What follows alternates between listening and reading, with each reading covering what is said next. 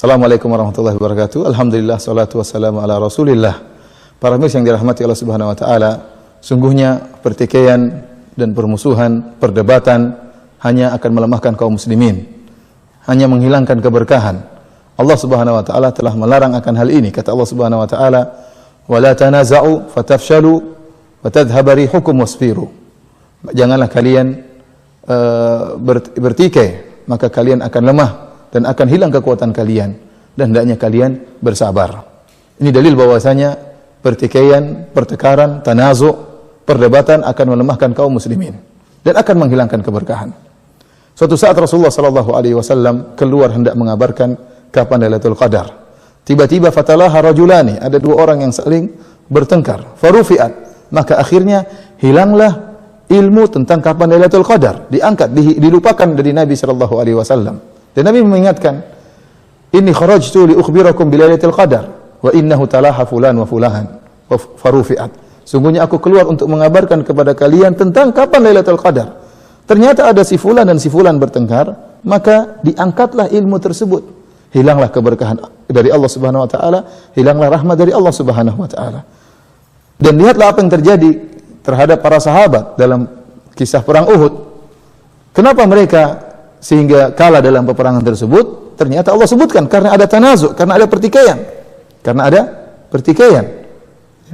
Allah Subhanahu wa taala berfirman dalam Al-Qur'an, "Hatta idza fashiltum wa tanaza'tum fil amr wa asaitum min ba'di ma araakum ma tuhibbun minkum may yuridud dunya wa minkum may yuridul akhirah." Kata Allah Subhanahu wa taala, sampai tatkala kalian lemah dan kalian bertikai dalam urusan tersebut. Pertikaian apa? Pertikaian yang timbul antara pasukan pemanah, ya, yang diletakkan, diposisikan oleh Nabi SAW di atas Jabal Rumat. Di antara mereka ada yang ingin turun ikut mengambil ghanimah, di antara mereka ada yang bertahan.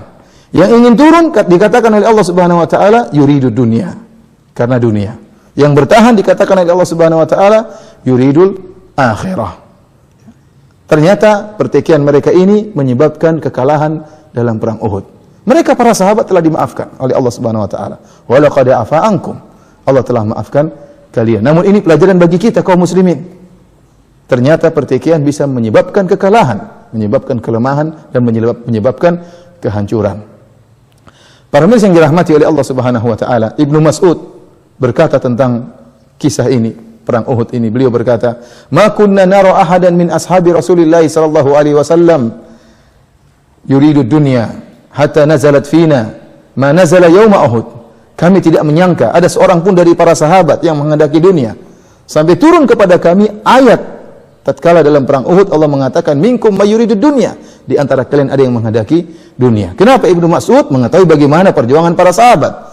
Yang para sahabat mereka telah berhijrah meninggalkan kota Mekah menuju Madinah, meninggalkan kampung halaman mereka, meninggalkan harta mereka, meninggalkan bahkan sanak saudara mereka, karib kerabat mereka demi Islam. Mereka meninggalkan dunia demi akhirat. Namun bukan berarti mereka terlepas dari ini semua. Terkadang meskipun mereka pada dasarnya meninggalkan dunia karena akhirat, terkadang mereka terjebak dan mencintai dunia. Sebagaimana yang mereka alami tatkala dalam perang Uhud. Ternyata Allah mengatakan minkum may yuridud dunya, di antara kalian ada yang menghendaki dunia. Oleh karenanya, para pemirsa yang dirahmati Allah Subhanahu wa taala, ini khusus kepada para dai, kepada para penggerak dakwah, hendaknya berusaha untuk saling memahami, hendaknya menjauhi segala pertikaian, terutama pertikaian di antara para dai. Hendaknya saling memahami, saling menghormati, jangan saling merendahkan, karena pertikaian yang timbul di antara para dai akan menimbulkan kelemahan yang sangat besar dalam dakwah, ya, bahkan bisa menghancurkan dakwah itu sendiri.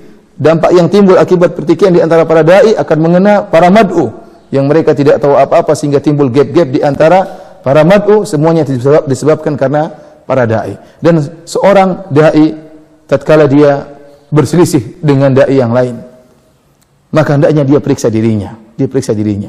Jangan dia terlalu pede menganggap dirinya ikhlas, kemudian melimpahkan segala kesalahan kepada dai yang lain. Bisa jadi sebab pertikaian tersebut karena dunia yang ada dalam dirinya. Dan dunia itu banyak. Di antaranya dia ingin dia yang paling diutamakan. Ini adalah dunia. Di antaranya seorang dai misalnya ingin dia yang perkataan yang harus didengar. Ini adalah dunia. Misalnya seorang dai ingin dia yang tampil bukan yang lainnya. Ini juga merupakan dunia. Misalnya seorang dai tidak ingin perkataannya diselisihi. Ini juga dunia. Kenapa? Keegoannya, keangkuhannya. Ini semua adalah sebab-sebab dunia. Coba dia periksa dirinya. Kenapa dia berselisih dengan saudaranya? Apakah benar-benar lillah karena Allah Subhanahu wa taala, ataukah karena ada dunia yang tersembunyi dalam dadanya? Ya. Karena jika ternyata pertikaian tersebut disebabkan karena dunia, maka ini merupakan awal dari malapetaka bagi dakwah. Oleh karenanya Nabi sallallahu alaihi wasallam tatkala mengutus Mu'adz bin Jabal dan Abu Musa al-Asy'ari radhiyallahu ta'ala anhuma ke negeri Yaman, maka Nabi sallallahu alaihi wasallam berwasiat kepada mereka berdua. Kata Nabi sallallahu alaihi wasallam, "Basyira wa la tunaffira." Hendaknya kalian berdua beri kabar gembira dan jangan buat lari orang-orang, jangan buat lari masyarakat. Yassira wa la tu'assira. Mudahkan dan jangan susahkan. Tatawa'a wa la takhtalifa. Kata Nabi sallallahu alaihi wasallam, hendaknya kalian saling taat, hendaknya kalian saling mengalah, wa la takhtalifa, dan janganlah kalian saling berselisih. Wasiat agung dari Nabi sallallahu alaihi wasallam. Seorang dai harus legowo, berlapang dada. Jika pendapat dia diselisihi oleh dai yang lain, maka dia hormati pendapat yang lain selama masih dalam ranah ijtihadiyah, masih dalam ranah khilaf. Jangan dia maksakan kehendaknya. Terkadang tidak mesti dia yang harus tampil, biarkan yang lain tampil. Terkadang tidak harus dia yang menjadi mudir, biarkan yang lain jadi mudir. Dia kalahkan egonya demi dakwah. Jangan sampai dia ingin, dia yang tampil, dia yang harus di depan, dia yang harus perkataannya didengar, yang lain harus tunduk kepadanya, yang lain harus mendengar perintahnya. Maka ini merupakan hal-hal ya duniawi yang bisa merusak dakwah. Akhirnya nasihat bagi saya pribadi dan juga pada para dai dan juga para penggerak dakwah, hendaknya saling mengalah, saling bekerja sama karena Allah Subhanahu wa taala.